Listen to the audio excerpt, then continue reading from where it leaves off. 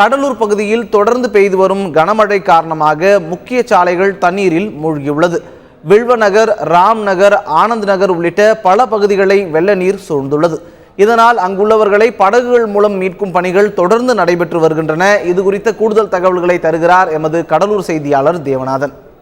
கடலூர் மாவட்டத்தில் மீண்டும் பெஞ்சிட்ருக்க கனமழை கடந்த 2 நாட்களாக தொடர்ந்து பெஞ்சிட்ருக்கு. இந்த நிலையில் நேற்று இரவு மிக கனமழை பெஞ்சது. இது கடலூர் நகரில் பெஞ்ச இந்த மழை காரணமாக கடலூர் நகரின் சாலைகள் அனைத்துமே ஏறக்குறைய வெள்ளத்தில் மிதக்குது அப்படின்னு சொல்லலாம்.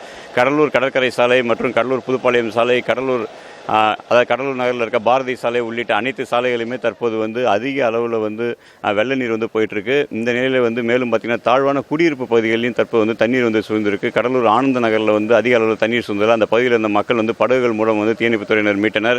அதே போல் பார்த்திங்கன்னா வில்வ நகரில் இருக்க ஹவுசிங் போர்டு மற்றும் நேற்று அதிக அளவில் தண்ணீர் இருந்த ராம் நகரில் இன்று தொடர்ந்து அதே நிலையில் தான் நீடிக்குது. இந்த நிலையில் இந்த தண்ணீர்களை வடிகிறதுக்கான வழிவகைகள் செஞ்சுட்டு இருக்கதா மாவட்ட நிர்வாகம் தெரிவிச்சிருக்காங்க. இதே போல் பார்த்தோன்னா கடலூர் மாவட்டத்தில் வீராணம் ஏரியுடைய நீர்மட்டத்தை 43.5 அடியாக தற்போது பண்ணிட்டு இருக்காங்க. இதில் அதாவது வீராணம் ஏரிக்கு 2000 கன அடி நீர் வருது. அதில் 2010 கன அடி நீரை தற்போது வெளியேற்றிட்டு இருக்காங்க. இதே போல் என்எல்சி சுரங்கத்தில் இருந்து அதை எந்த அளவு தண்ணீர் இருந்தாலும் அதை வெளியேற்றக்கூடாது அப்படின்னு சொல்லிட்டு என்எல்சி நிர்வாகத்துக்கு மாவட்ட நிர்வாகம் ஒரு உத்தரவிட்டிருக்காங்க. அதே போல் என்எல்சியில் தொடர்ந்து நிலக்கரி வெட்டி எடுக்கும் பணியும், மேலும் என்எல்சி நிர்வாகத்தில் மின் உற்பத்தி கடுமையாக பாதிக்கப்பட்டிருக்கு. அதாவது இந்த ஒரு கனமழை காரணமாக பார்த்தோன்னா கடலூர் மாவட்டத்தில் ஆறுகளில் தொடர்ந்து வெள்ளப்பெருக்குகள் மிக அதிகமாக இருக்கிறதால ஆற்றின் கரையோரத்தில் இருக்க பகுதி மக்கள் மிகவும் பாதுகாப்பான இடத்துக்கு வரணும் அப்படின்னு சொல்லிட்டு மாவட்ட நிர்வாகமும் ஒரு எச்சரிக்கை விடுத்திருக்காங்க.